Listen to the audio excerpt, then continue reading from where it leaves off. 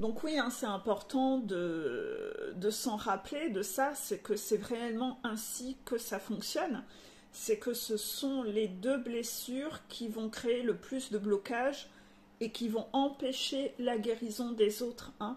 C'est-à-dire que le masochisme, d'être masochiste à cause de cette blessure d'humiliation, en fait, ces deux blessures, que ce soit la blessure d'humiliation qui rend masochiste et la rigidité, la blessure d'injustice qui rend rigide, ce sont deux blessures qui sont extrêmement portées sur le regard des autres.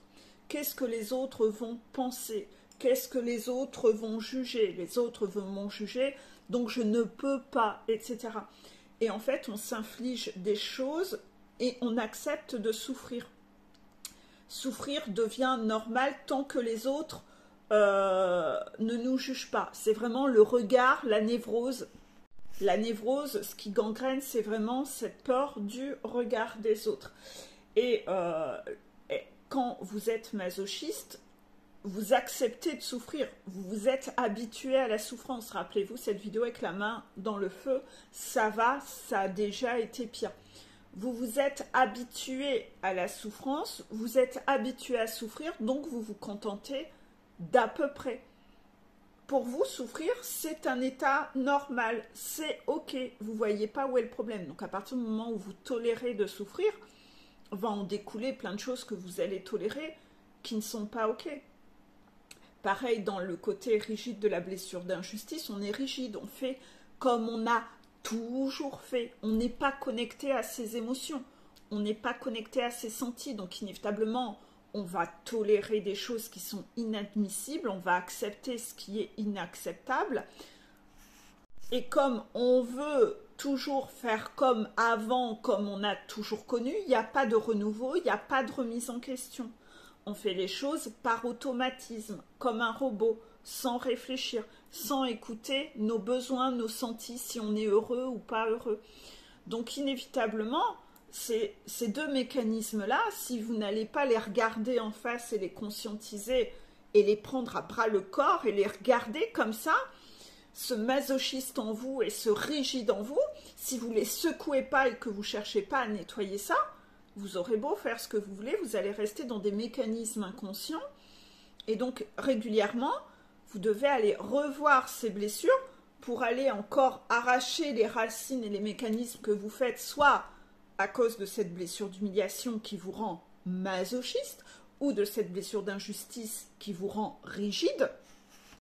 Comme ça, une fois que vous avez retravaillé un petit peu sur ces deux blessures, vous pouvez plus facilement reprendre conscience des mécanismes que vous avez sur les autres blessures et continuer à renettoyer, renettoyer, et progressivement. N'oubliez pas que moi, je vous donne un peu cette image que chaque blessure de l'âme est comme un rocher saillant qui a besoin d'érosion.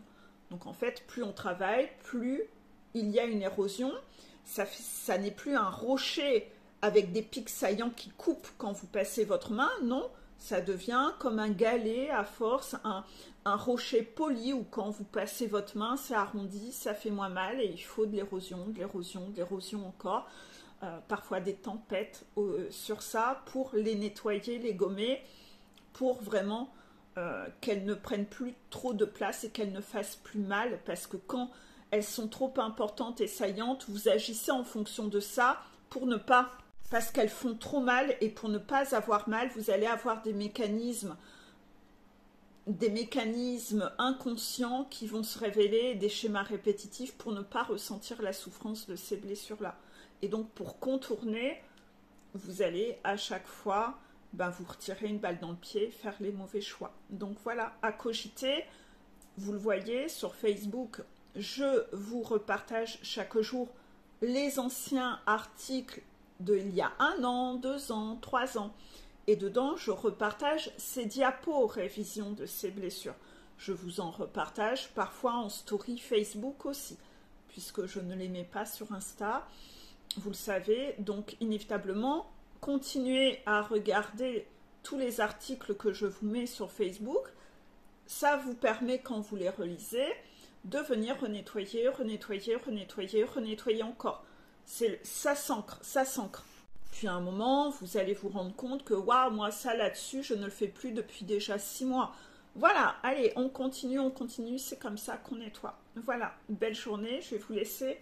J'ai des consultations aujourd'hui avant d'aller en festivité ce soir, moi aussi. Je vous fais des gros bisous et on se dit à plus tard.